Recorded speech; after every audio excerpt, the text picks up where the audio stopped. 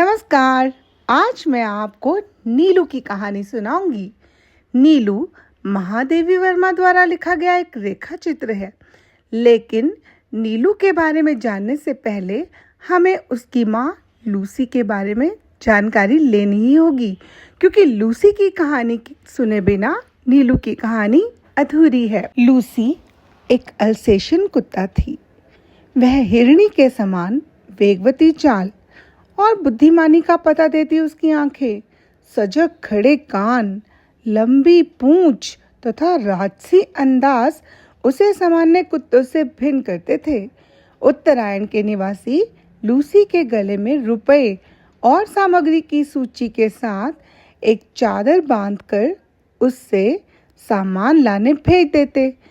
दुकान तक जाना संभव तो ना था, क्योंकि उत्तरायण से जो पगडंडी दो पहाड़ियों के बीच मोटर मार्ग तक जाती थी, दुकान उसके अंत में थी और शीतकाल के कारण यह मार्ग बर्फ से भर जाता था। ऐसे में उत्तरायण के निवासी लूसी के गले में रुपए और सामग्री की सूची के साथ एक बड़ी सी चादर या अंगोछा बांधकर उससे दुकान से सामान मंगवाते। कभी कभी उनकी गलती के कारण यदि कोई सामान कम रह जाता तो वे लूसी को पुनः भेज देते और इस प्रकार लूसी को किसी दिन कई बार आना जाना भी पड़ता था, पर उसे कभी भी इस बात की कोई भी शिकायत नहीं रहती थी। कहते हैं अल्सेशियन कुत्ता एक ही स्वामी को स्वीकार करता है। एक स्वामी के ना मिलने पर किसी दूसरे का आदेश नहीं मानता, परंतु सभी के साथ सहचर जैसा व्यवहार करता है। लूसी की दोस्ती भूटिया कुत्ते से हो गई। कुछ समय बाद लूसी ने नन्हे दो शावकों को जन्म दिया, जिनमें से एक शावक ठंड के कारण मर गया, किंतु अभागा जो दूसरा बचा था उसे तो यह भी नहीं मालूम था कि उसकी माँ कहाँ है, क्योंकि शीत की एक शाम लूसी ऐसी खोई कि वह वापस अपने घर ना लौट सकी। बर्फ के दिनों में सांझ से ही सघन अंधकार घिर जाता था और हवा इतनी बर्फीली और बोझिल होती थी कि गंध भी वह नहीं कर पाती, और शीतकाल में घ्राण शक्ति के सूंघने की शक्ति के कुंठित हो जाने के कारण प्रायः कुत्ते लकड़बग्घों के आने की गंध पाने में भी असमर्थ रहते और अनायास ही उनके आहार बन जाते। बस ऐसी ही कुछ घटना लूसी के साथ घटी। सवेरे बर्फ पर कई छोटे छोटे पंजों के साथ आगे पीछे घिसटने के चिन्ह देखकर यह निश्चय हो गया कि लूसी ने बहुत संघर्ष के बाद ही अपने प्राण त्यागे होंगे। बर्फ पर रक्त के धब्बे ऐसे लगते थे मानो किसी बालक की ड्राइंग पुस्तिका में सफ़ेद पृष्ठ पर लाल स्याही की दवात उलट गई हो। लूसी के लिए सभी रोए, किंतु जिसे सबसे अधिक रोना चाहिए था वह तो कुछ जानता ही ना था। एक दिन पहले ही तो उसकी आंखें खुली थी। माँ के दूध के अभाव में शोर मचाने लगा। दूध का चूर्ण बनाकर उसे पिलाया गया और उसे माँ के पेट की उष्णता चाहिए थी, इसलिए लेखिका ने उसे अधभुने स्वेटर की डलिया में रख दिया। वहाँ वह ऐसे लगता था जैसे ऊन की गेंद हो। आते समय लेखिका को उसे अपने साथ लेकर जाना पड़ा, और जब वह बड़ा हुआ तो देखा कि वह तो अपनी माँ के समान ही विशिष्ट है। ना तो वह अल्सेशियन था, ना ही भूटिया। रोमों के भूरे, पीले, काले रंगों के सम्मिश्रण से जो रंग बना था वह एक विशेष प्रकार का धूप छाही हो गया था। धूप पड़ने पर एक की झलक मिलती, छाह में दूसरे की और दिए के उजाले में तीसरे की। कानों की चौड़ाई और नुकीलेपन में भी कुछ नवीनता थी। सिर ऊपर की ओर अन्य कुत्तों से बड़ा और चौड़ा था। पूंछ अल्सेशियन कुत्तों की पूंछ के समान सघन रोमों से युक्त ऊपर की ओर मुड़ी हुई कुंडली तार जैसे प्रश्न चिन्ह ऐसी थी। उसके पैर अल्सेशियन कुत्ते के पैरों के समान लंबे, पर पंजे भूटिया के समान मजबूत, चौड़े और मुड़े हुए नाखूनों से युक्त थे। आंखें न काली थी, न भूरी, ना ही कंजी। उन गोल और काली कोर वाली आंखों का रंग शहद के रंग के समान था, जो धूप में तरल सुनहला हो जाता और छाया में ऐसा लगता मानो जैसे शहद जम सा गया हो। आकृति की विशेषता के साथ उसका बल और स्वभाव भी विशेष था। नीलू ऊंची से ऊंची दीवार को एक छलांग में पार कर लेता। गले का स्वर इतना भारी, मंद और गूंजने वाला था कि रात्रि में उसका एक बार भौंकना भी वातावरण की स्तब्धता को कंपित कर देता, शांति को तोड़ देता था, भंग कर देता था। अन्य कुत्तों के समान खाने के लिए लालची बने रहना, प्रसन्नता व्यक्त करने के लिए पूंछ हिलाना, कृतज्ञता दिखाने के लिए चाटना, याचक के दीन भाव से स्वामी के पीछे पीछे घूमना, बिना किसी कारण के भौंकना, काटना आदि प्रकृति दत्त स्वान गुणों का उसमें सर्वथा अभाव था। अर्थात वह अन्य कुत्तों से कुछ अलग था। लेखिका कहती है कि उसने कई कुत्ते देखे और पाले थे, किंतु गर्व से युक्त केवल नीलू को ही देखा, क्योंकि नीलू को यदि उसका मनपसंद भोजन फेंक कर दिया जाता तो वह उसकी ओर देखता भी नहीं था। खाना तो बड़ी दूर की बात थी। यदि उसे किसी बात पर झिड़क दिया जाता तो वह बिना लेखिका के मनाए मानता ही ना था और ना ही लेखिका के सामने जाता।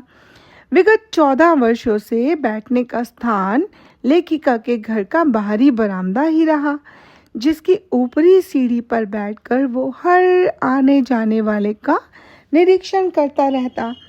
लेखिका से मिलने वालों में वह सभी को पहचानता था, किंतु विशेष परिचित के आने पर वह लेखिका के पास जाकर कमरे के दरवाजे पर खड़ा हो जाता, जिससे लेखिका समझ जाती कि उसका कोई मित्र आया है।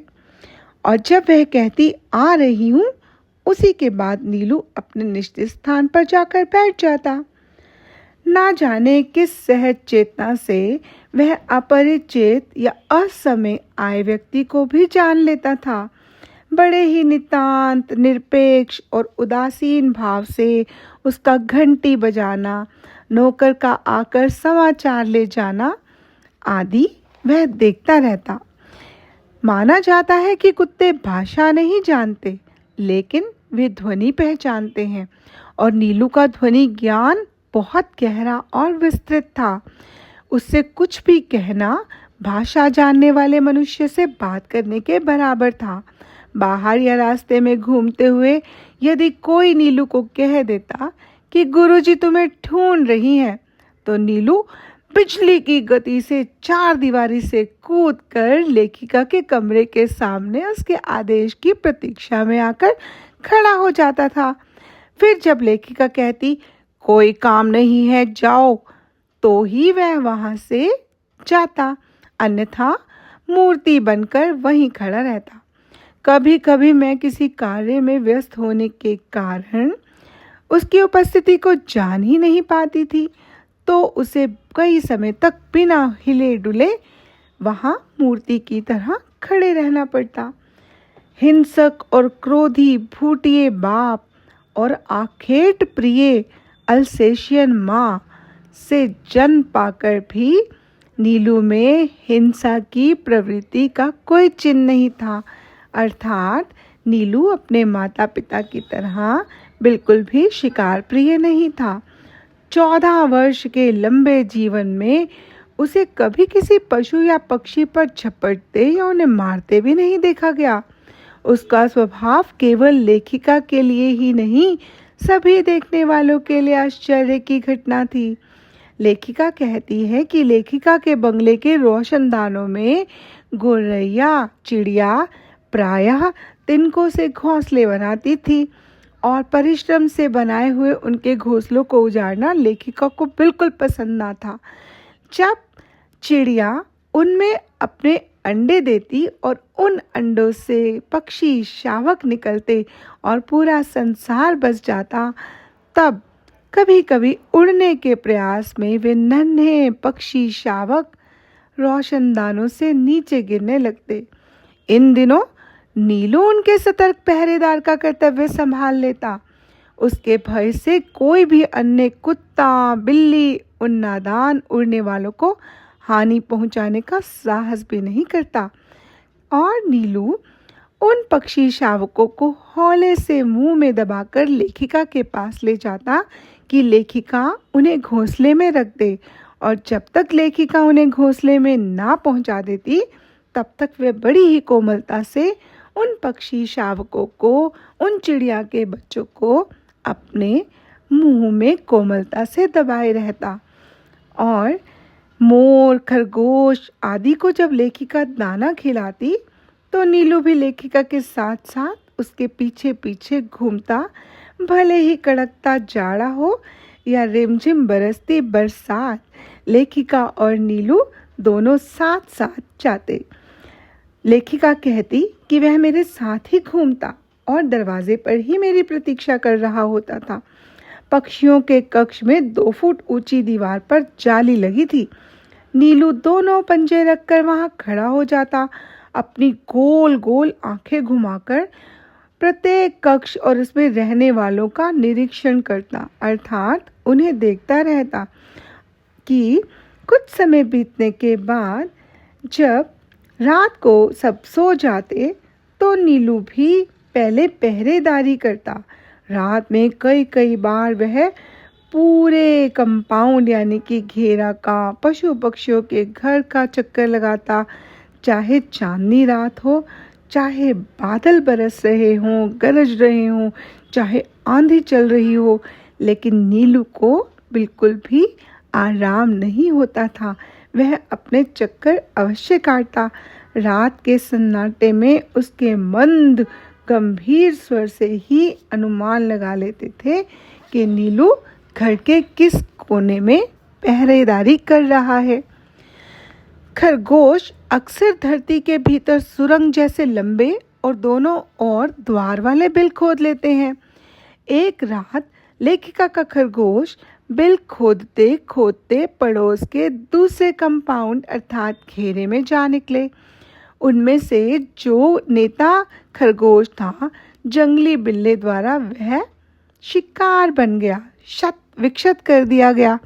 किंतु सौभाग्य से पहरे के नित्य क्रम में घूमते हुए नीलू ने पत्तियों की सरसराहट से जागरूक होकर, सहज होकर चार दीवारी के पार देखा और शीत की रात की मलिन चांदनी में उसने खरगोशों पर आए संकट को भी पहचान लिया।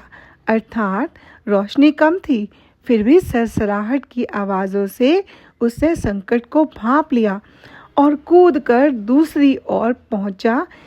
जैसे ही वह कूदा, बिल्ला तो भाग गया, परंतु खरगोशों को बाहर निकलने से रोकने के लिए रात भर नीलू ओस में भीगता रहा, सुरंग के द्वार पर खड़ा रहा। यह परोपकार नीलू को बहुत महंगा पड़ा, क्योंकि सर्दी लगने से अब उसे निमोनिया हो गया था और कई दिनों तक इंजेक्शन दवा का कष्ट भी उसे ही झेलना पड़ा। वैसे तो वह बड़े ही शांत भाव से कड़वी दवाइयाँ भी पी लेता था और सुई भी लगवा लेता था। एक बार लेखिका मोटर दुर्घटना से आहत हो गई और उसे अस्पताल जाना पड़ा। जब संध्या तक लेखिका की प्रतीक्षा करके कपड़े, चादर, कंबल आदि अस्पताल में ले जाने वालों को घर में हड़बड़ाते देखा तो नीलू को न जाने किस अनिष्ट का आभास हो गया।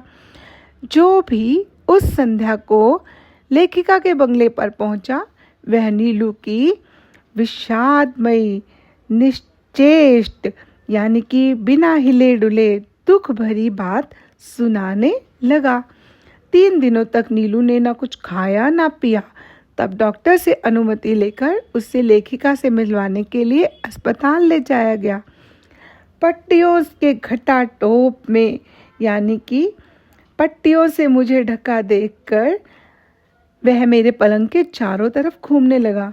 फिर आश्वस्त होकर एक पहरेदार की मुद्रा में मेरे पलंग के नीचे बैठ गया। 2 घंटे बाद बहुत समझाने पुचकारने के बाद उसे घर पहुंचाया जा सका। दूसरे दिन अस्पताल ना जाने के कारण उसने अनशन शुरू कर दिया। इस प्रकार अस्पताल में अब नीलू भी नियमित रूप से आने जाने वालों में गिना जाने लगा। डॉक्टर, नर्स सभी उसके परिचित हो गए थे। नीलू को 14 वर्षों का जीवन मिला। जन्म से मृत्यु के क्षण तक वह लेखिका के साथ रहा। अतः उसकी घटनाओं, उसके संबंधित संस्मरण की संख्या लेखिका के पास बहुत अधिक है। कुत्तों में वह केवल कजली के समीप से ही प्रसन्न रहता, पर कजली और बादल एक क्षण के लिए भी एक दूसरे से अलग नहीं रहते और बेचारा नीलू एकाकी अकेला ही रहा।